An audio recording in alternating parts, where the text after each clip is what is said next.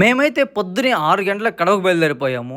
మేమైతే ఎందుకు ఇంత పొద్దున్నే 6 గంటలకు కడపకెళ్తున్నామంటే, మా అమ్మమ్మ అయితే తిరుమల లడ్డు కావాలనింది. సో, నేను తిరుపతిలో ఉంటాను కాబట్టి తిరుమల లడ్డు అయితే తీసుకునేసాను.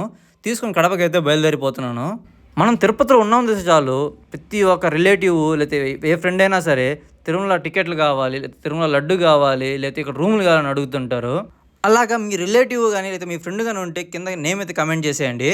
అయినా మనం ఏమాత్రం కోపడకుండా వీటన్నిటిని వాళ్ళకి చేసిస్తాం. ఎందుకంటే తిరుపతోళ్ళు అంటేనే మంచోళ్ళు కదా! అలాగే అడగడం మర్చిపోయాను. ఒకవేళ మీరు తిరుపతిలోంచి ఈ వీడియో చూస్తున్నట్టయితే మీరు ఏ ఏరియానో కింద కామెంట్ అయితే చేసేయండి. ఎండాకాలం కాబట్టి పొద్దున 6 అయితున్నా ఎండ అదరేస్తోంది. అలా వెళ్తూ ఉంటే ఒక మనిషి బండి ఆగిపోయి తోసుకుంటూ వెళ్తున్నాడు. సర్లే పోనీ అని పుషిస్తున్నాము పెట్రోల్ బంక్ దాకా. ఆ మనిషిని పెట్రోల్ బంక్ దాకా వదిలేసి తిరిగి మన జర్నీ అయితే కంటిన్యూ చేస్తున్నాము. మామండూరు పక్క నుంచి అయితే వెళ్తున్నాము. చెట్లన్నీ ఎండిపోయాయి, ఎండాకాలం కదా.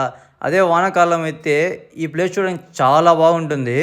ఎవరైనా ప్లేస్ తిరగాలంటే మామండూరు కూడా ఒక మంచి ప్లేస్ అనమాట. ఎవరైనా వెళ్ళకపోతే వెళ్ళిపోండి. ఇంకా అలా వెళ్తుంటే మాకైతే ఆకలేసింది. టైం 9 అయిపోయింది అనమాట.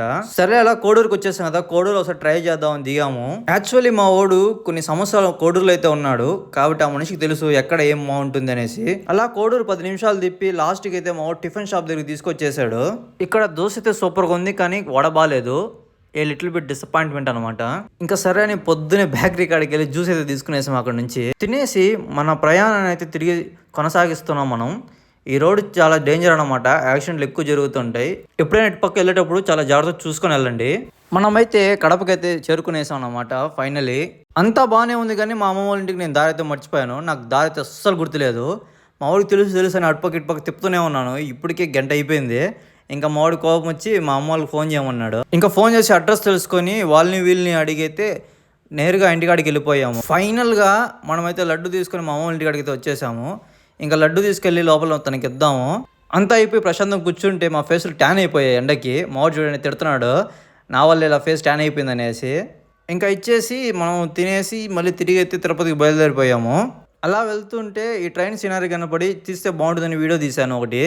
ఇంత దూరం బండిలో ట్రావెల్ చేయడం ఇదే నా ఫస్ట్ టైము. మీరు ఎప్పుడైనా ట్రావెల్ చేస్తుంటే ఎంత దూరం ఎప్పుడు ట్రావెల్ చేస్తారు కింద కమెంట్లో చెప్పేయండి. అయితే 3 గంటలకే బయలుదేరిపోయాను అనమాట. ఎండ అయితే అదరాస్తుంది. నిమిషానికి అంగడి కాడ ఆపి లీటర్ బాటిల్ కొనుక్కొని తాగేస్తున్నాము మేము. ఆ బండిలో నెమ్మదిగా 2-3 మనుషులు పనుకొని మరీ పోతున్నారు ఈ ఎండలో.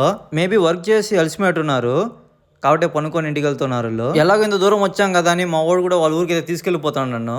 మా ఊర్లో పొలాలు ఉన్నాయరా, దానిలో పోయి 4-5 మామిడికాయలు కోసుకొని ఇంటికి వెళ్దాం పోయేటప్పుడు అన్నాడు. సర్లే పోదామని అన్నాను. మా వాడు అట్ట తిప్పి ఎట్టొకటైతే వాళ్ళ పొలం కాడికి తీసుకెళ్ళిపోయాడు నన్ను. కానీ అక్కడికి వెళ్ళి చూస్తే పెద్ద డిజాస్టర్ అయిపోయింది. ఒక్క మాడికి తప్ప ఏ చెట్లో ఏ మాడికాయ లేదు. నా రియాక్షన్ వినండి ఒకసారి.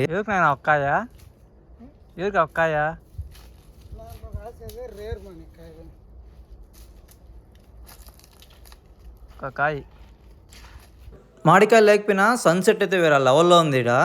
ఇంత దూరం వచ్చి దానికి వర్తేలే ఎట్టొకట. లిటిల్ బిట్ డిసప్పాయింట్ అయితే తిరిగి తిరుపతికి బయలుదేరిపోయాము. ఈవినింగ్ కదా, క్లైమేట్ కూల్గా ఉంది. బట్ ఏంటంటే ఎదురు వచ్చే బండి లైటింగ్ వల్ల సరిగ్గా కనపట్లేదు దారి నాకేమీ. అందులోనూ ఎవరు ట్రాఫిక్ రూల్స్ పాటించలేదు, రైట్ లెఫ్ట్ అని లేదు, ఏడ దొరికితే ఆడ వెళ్ళిపోతున్నారు. సీరియస్లీ ఈ విషయంలో మాత్రం నాకు భలే మండింది. ఇంకా లైటింగ్తో నా వల్ల కాదనేసి మా డ్రైవింగ్ అయితే ఇచ్చేసాను. నేను వెనకాల జమ్మును కూర్చునేసాను. ఫైనల్ మనం తిరుపతి అయితే రీచ్ అయిపోయాము. సో ఇలా జరిగిందనమాట మన జర్నీ. ఇలాంటి మరెన్నో వీడియోస్ కోసం మన ఛానల్ ఇప్పుడే సబ్స్క్రైబ్ చేసుకోండి. సరే అయితే బాయ్.